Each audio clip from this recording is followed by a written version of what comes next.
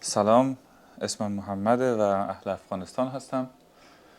داستان من از اونجایی بود که خب ما وقتی که 15 سال ما بود، پدرم شروع کرد به هم به یاد دادن که ما باید توی اسلام چه کاری انجام بدیم و مثل همه قوانینی که توی اسلام وجود داره، خب بر از من واجب شد که باید مثلا نماز میخواندم، روزه میگرفتم و یاد میگرفتم چه قوانینی توی اسلام وجود داره تا بتونم این کارا رو، یعنی این کارا رو باید ما دیگه انجام میدم چون اینا واجب شده بر از من.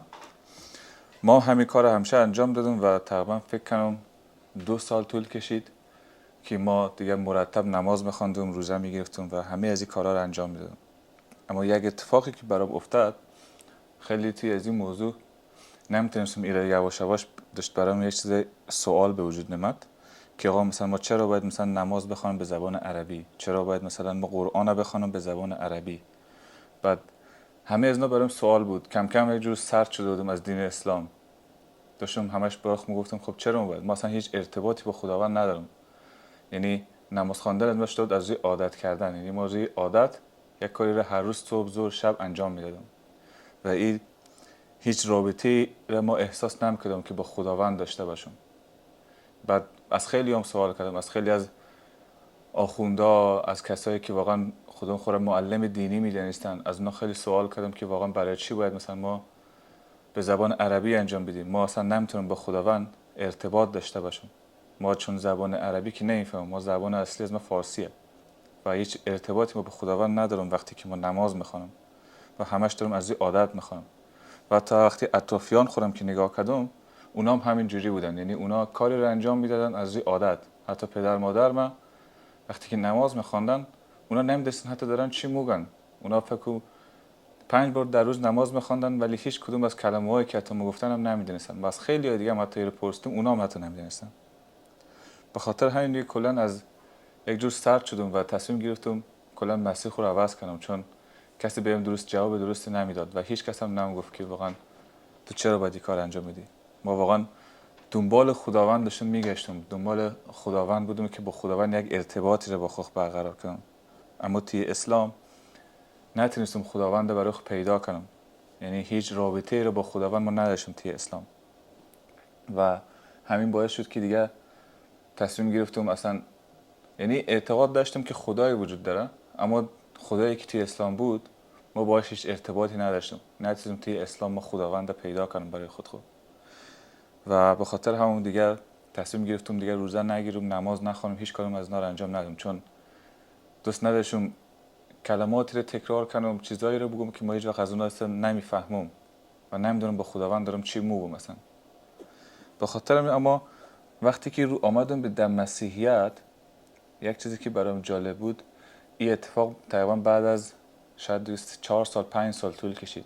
ما 4 5 سال تقریبا فقط میگفتم خدایی وجود داره اما نمیدونستم خدا کجا هسته. و وقتی که آمدم توی مسیحیت، وقتی که اولین بار وارد مسیحیت شدم، ما فکر می‌کردم خب مسیحیت هم مثل اسلام هم. گفتم خب همه قوانین همونجوری و همه دین ها اصلا یک شکل هستن. اما وقتی که خب توی مسیحیت آمدم، برام یکم جالب بود. مردمی که کسایی که توی کلیسا ما رفتن، کسایی که مثلا توی مسیحیت بودن، می‌دیدم کنار همدیگه جمع میشن و با همدیگه میشینن دعا میکنن، برای همدیگه دعا میکنن، یک حس آرامشی دارن با همدیگه.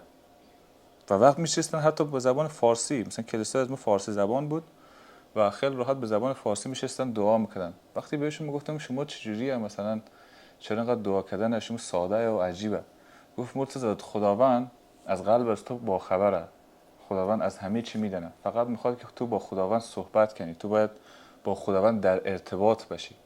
مهمیه که تو پیش خدا بری، پیش درگاه خداوند بری و با او صحبت کنی، این مهمترین چیزه. و بعد بهشون گفتم خب مثلا این بد نیست اگه شما مثلا به زبان فارسی، گفت نه، برای خداوند مهم اینیه که تو چه زبانی داری، با چه زبانی تو لهجه، با چه لهجه‌ای صحبت میکنی. تو خب باید با صدای قلب خب با خداوند صحبت کنی. و وقتی که آمدم توی مسیحیت، تمام سوالای خود، تمام چیزهایی که ما مثلا توی اسلام دنبالش میگشتم، ما توی مسیحیت پیدا کردم. مثلا گفتن روزه گرفتن مثلا توی مسیحیت چجوریه، روزه گرفتن مثلا توی اسلام مثلا هیچ ارتباطی با خداوند تو نداشتی. مثلا ما گفتی آقا ما میخوام برم روزه بگیرم فقط به خاطر اینکه یاد فقیرا بیفتیم یا مثلا برای سلامتیم خوب باشه. اما وقتی که آمدم توی مسیحیت معنی روزه گرفتنمو فهمیدم. وقتی بهم گفتن که خب تو روزه میگیری به خاطر از اینکه یک تایمی رو با خداوند داشته باشی. تو روزه میگیری که او تایم خود کنار خداوند باشی، یعنی با خداوند در ارتباط باشی.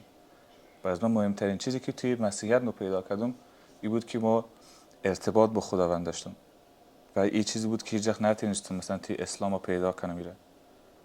و امیدوارم که واقعا کسایی که ویدیو رو میبینن و کسایی که این ویدیو رو دارن تماشا میکنن در این موضوع فکر کنن که واقعا چجوریه مثلا توی اسلام چقدر با خداوند در ارتباط هستن، چقدر تو مثلا با خدای خود میتونی صحبت کنی، تو چقدر مثلا نماز تو اصلا روزی مثلا 5 بار نماز بخوان، روزی مثلا اصلا 10 بار نماز بخوان، اما به زبان عربی تو چجوری میخوای با خداوند در ارتباط بشی؟